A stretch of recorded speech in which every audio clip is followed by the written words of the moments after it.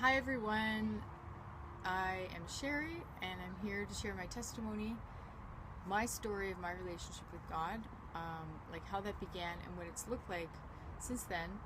I will say this is my millionth take of this because it's not my comfort zone and not something I actually share surprisingly very much. Don't know why, but feeling led in this time to share this, so I'll try to keep it,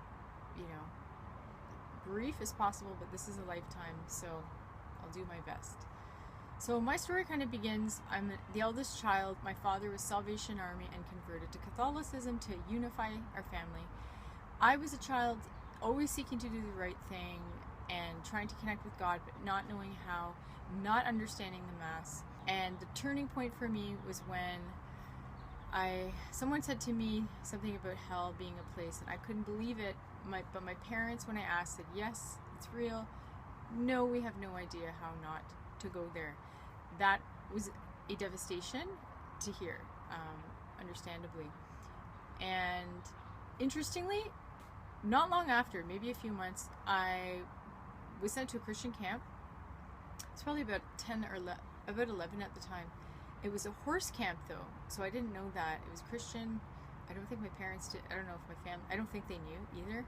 And the first night they explained the cross, why Jesus died.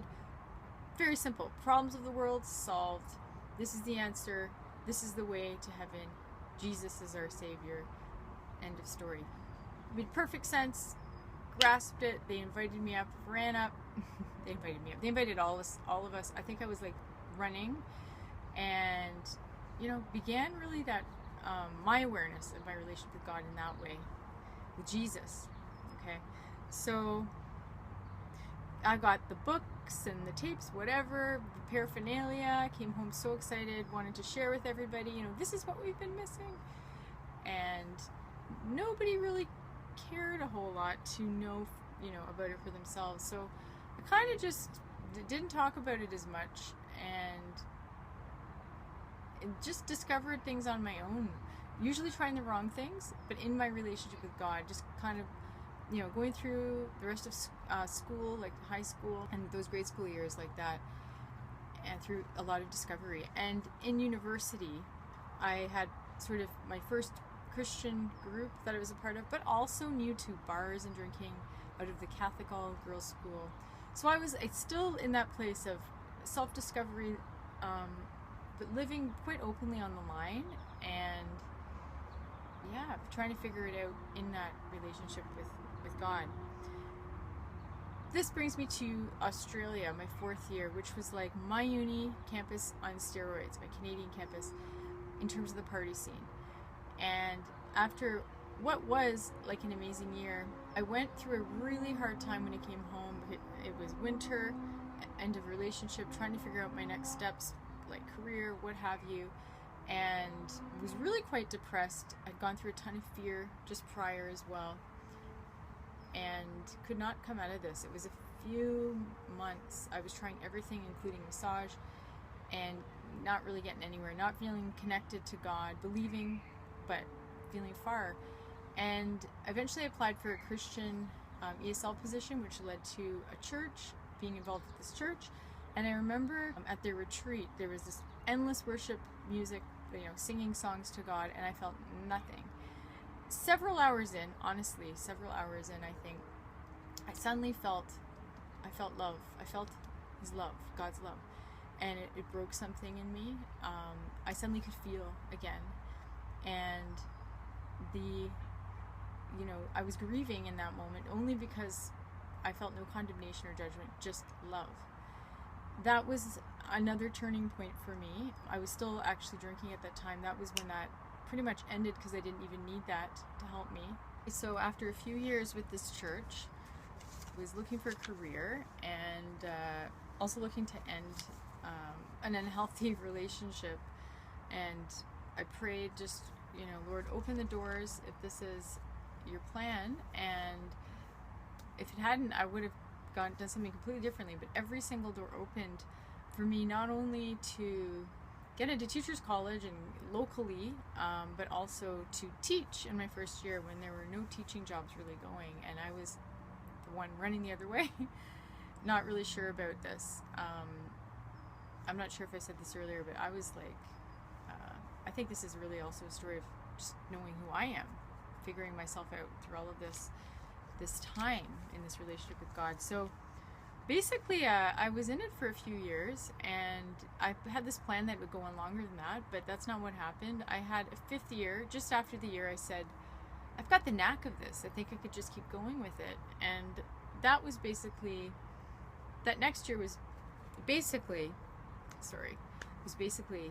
the year from hell, the most difficult year I ever had in teaching in every capacity, in every area of what I was doing. So I hung on to the very end and applied for a leave. And in that leave, going into it, I felt really low because I didn't know what I was going to do next. And I wasn't really excited about teaching anymore, but I was invited to a conference called Intimacy and Destiny by a friend. And I thought, this is the perfect thing. This is what I'm looking for. And it was another answer. I learned about a part of Christianity I'd never heard about. Prophecy, signs, miracles, healing, and identity. And this was like a major next phase for me. It set me on a journey actually to not only get a ton of healing, but go to ministry school in England. And again, doors opened, and I felt strongly to go there. And I spent 3 years in England, a really good time, praying for people and living in different places. Like I got a flat for a year, rent-free, for example. Just amazing things happen there as well. So I'm back home and seeking out, what's next. This is my new way forward with ministry, and I was praying about nations, and I felt the green light to begin a ministry online, which you may have seen, and it was basically to keep practicing the prophecy and healing prayer for people. I felt one day prompted to come in the garden and sit, and I started to experience the physical presence of God, which I never really had before, at least not in the daytime or as a regular part of my life. So that's become a regular part of my life, and it was amazing to me as well, because through those many years prior, I hadn't really experienced much. Like I still felt quite alone through many seasons, and this has completely changed. I feel as if it's sort of a recompense for many years. That's just how I'm seeing it, going it alone, and it's the special way in which I connect with Him. So I'll just finish by saying this sort of, there's a bit more, but in that sort of following that time, I felt led to go to Australia, and it was extra challenging because it was not a working visa because I was past that age, but I felt strongly called and prayed about it. Went and saw the most amazing supernatural provision that I never ever really had experienced before, except for it through those stints in the UK, and it was phenomenal. I went through hard times and easier times and different seasons there. It was the perfect time before all the shutdowns to be away, so I was so glad I said yes to that and had that amazing experience.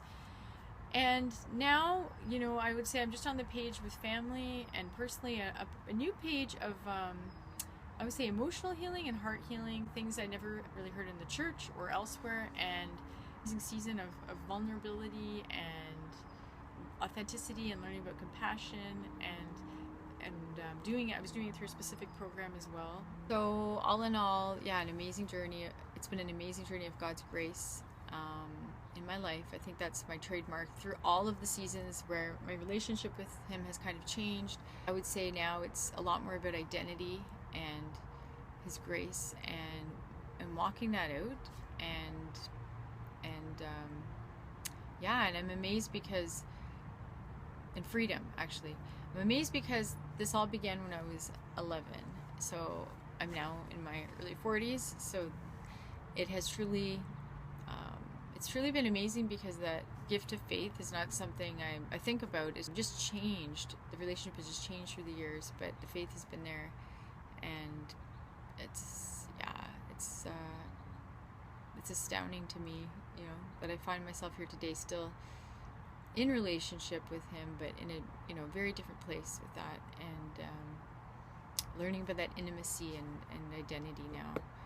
So anyways, thank you so much for sticking around. This was longer than expected, but yeah, I appreciate you hearing this testimony, and I bless you so much in your journey, whatever that looks like.